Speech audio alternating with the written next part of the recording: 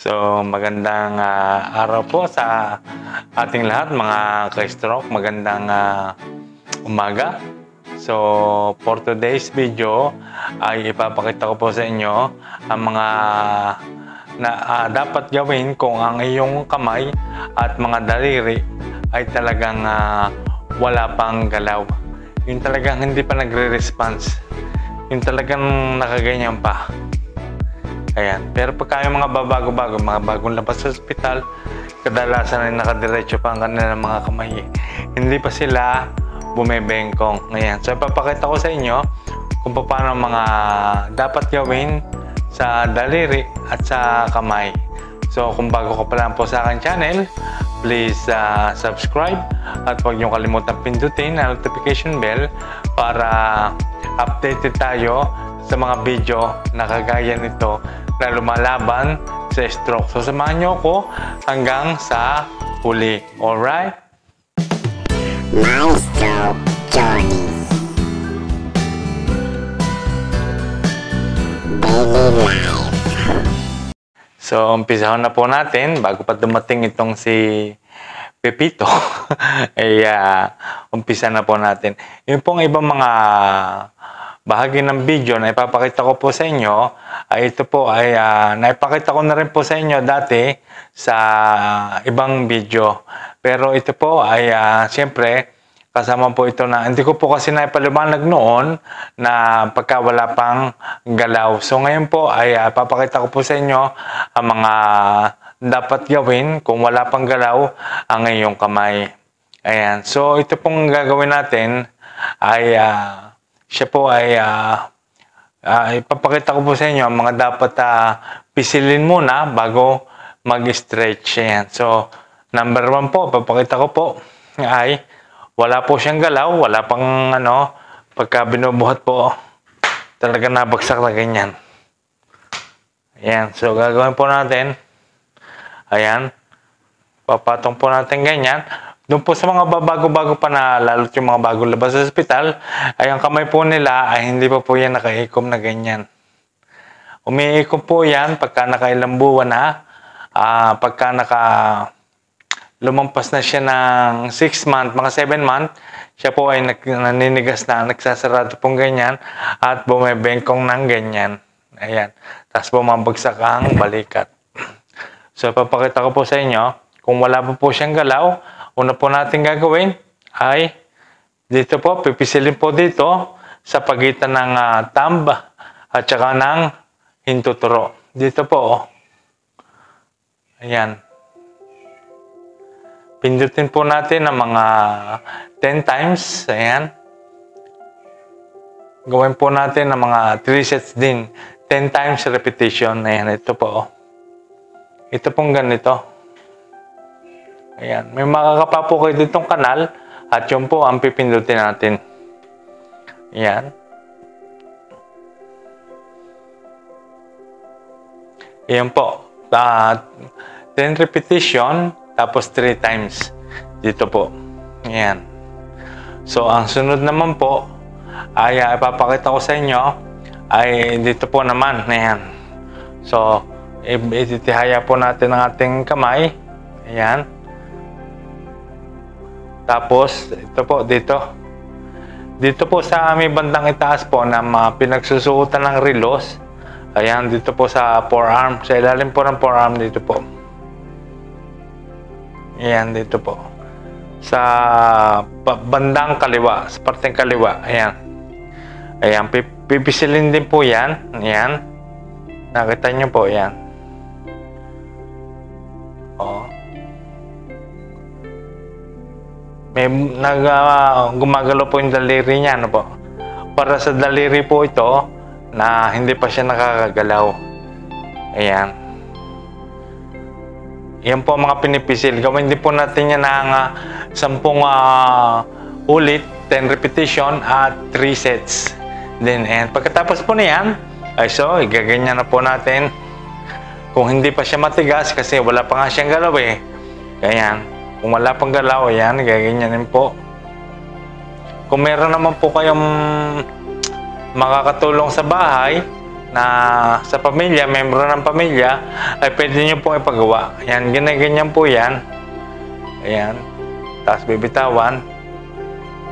Ayan. Nakapatong din po sa lamesa, ganyan. Ayan. Lagi po siyang ganyan. Pag umiikom-ikom na ganyan, binubukas po yan ng binubukas. Ulit-ulit po. Ayan. Ayan. Ayan po yung mga pinakita ko na rin po yan nung nakaraang video kung paano i-exercise sa mga daliri. Ayan. Magagawa nyo po yan kahit walang therapist, kahit kayo mag-isa sa pamamagitan ng malakas na bahagi ng kamay. Ayan. Ayan. Pagkatapos po niyan ay nakataob po naman ganyan. Pinakita ko na rin po ito. Itinataas po ang daliri na ganyan. Ayan. Lahat po yan. Isa-isa po.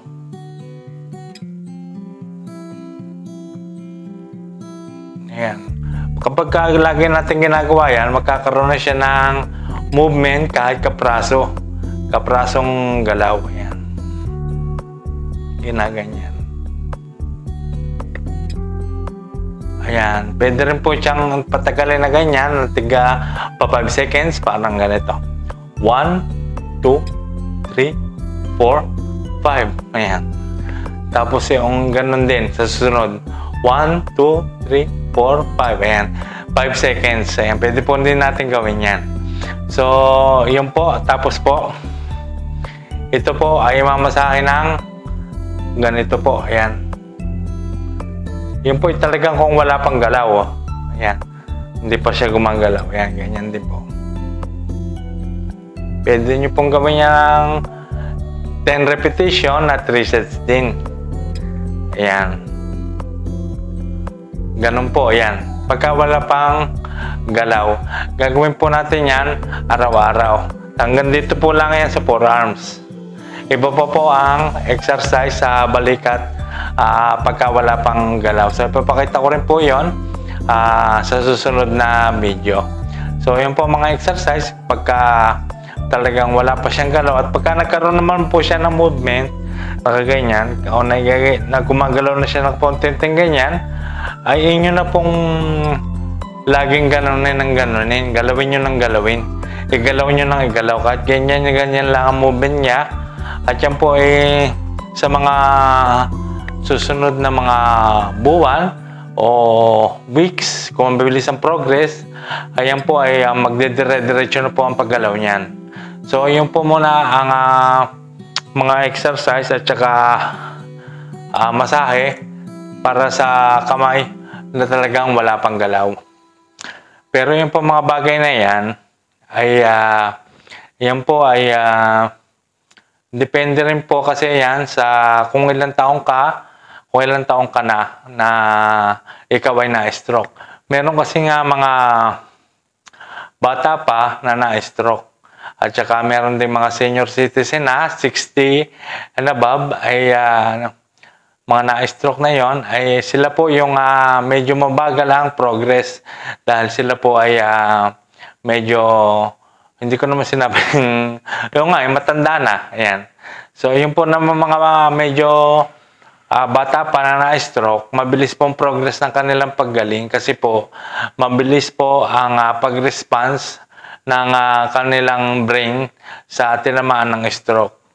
Pero yung po mga matatanda na, lalo na 60 and above, senior citizen, ay talaga pong medyo mabagal talaga ang progress ng development ng kanilang paggaling. Pero hindi ko naman sinabi na yung mga senior citizen na and above ay wala nang pag-asa. Meron pa rin po yan. Ganun po. Basta exercise lang ng exercise, kaya nga lang medyo may katagalan, sasamahan natin yun ng kasamang tiyaga at saka matibay na paghihintay. Hindi ka naiinip.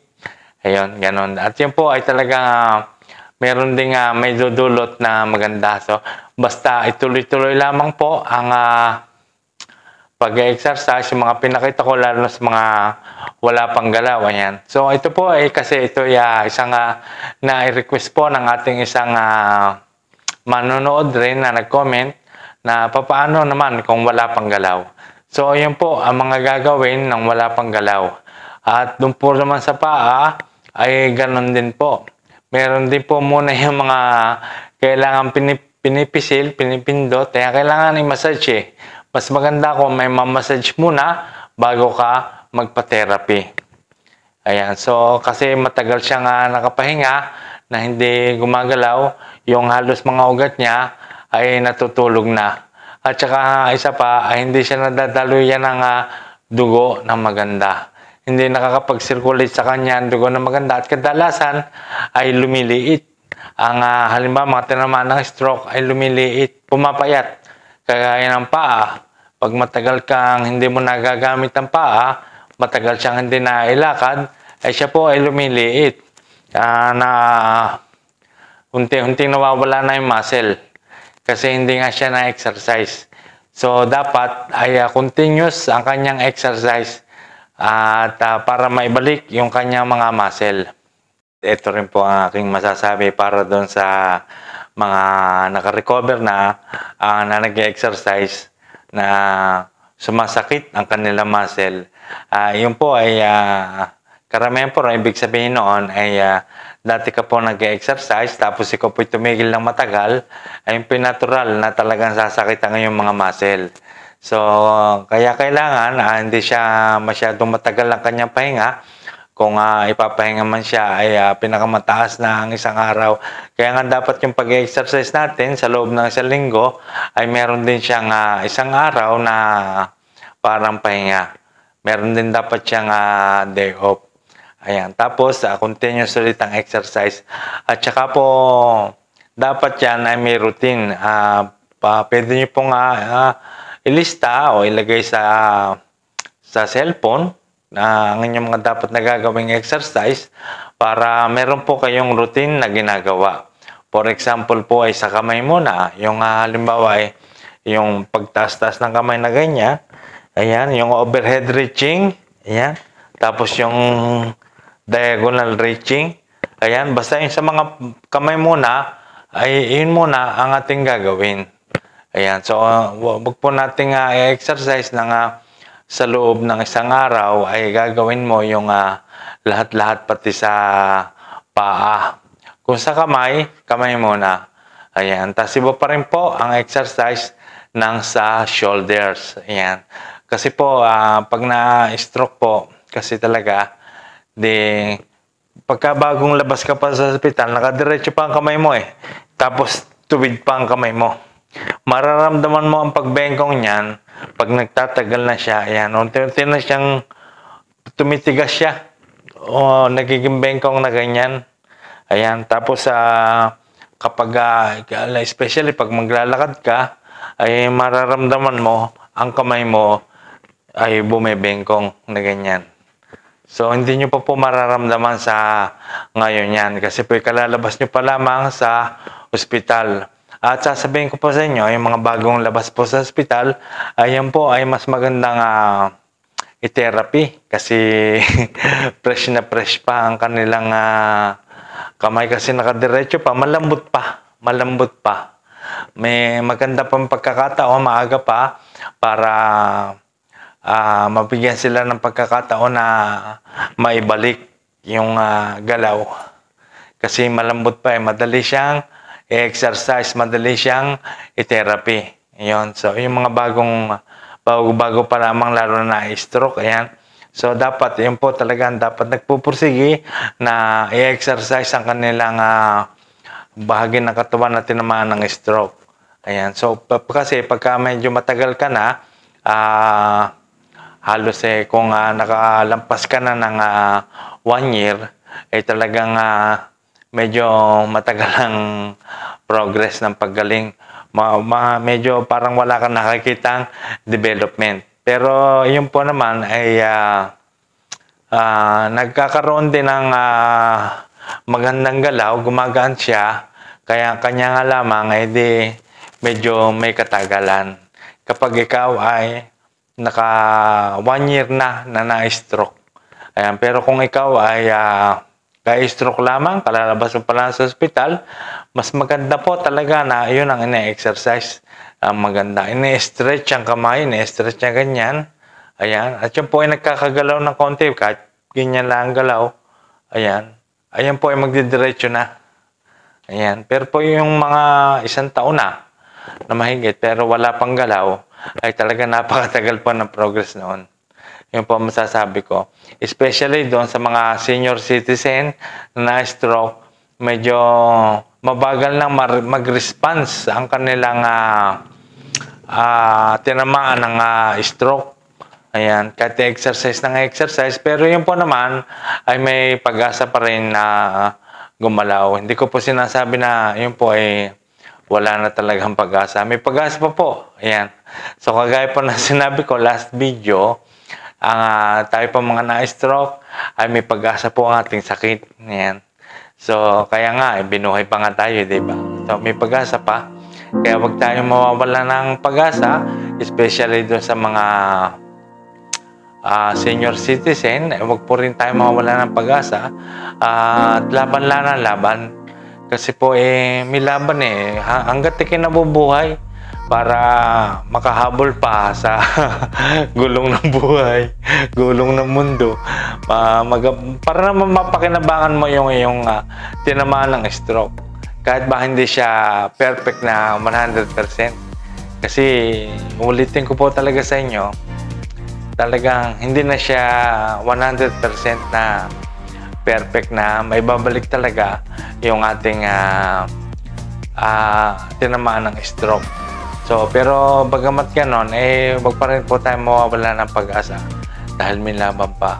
Ayan. So, yun lamang po ang aking masasabi.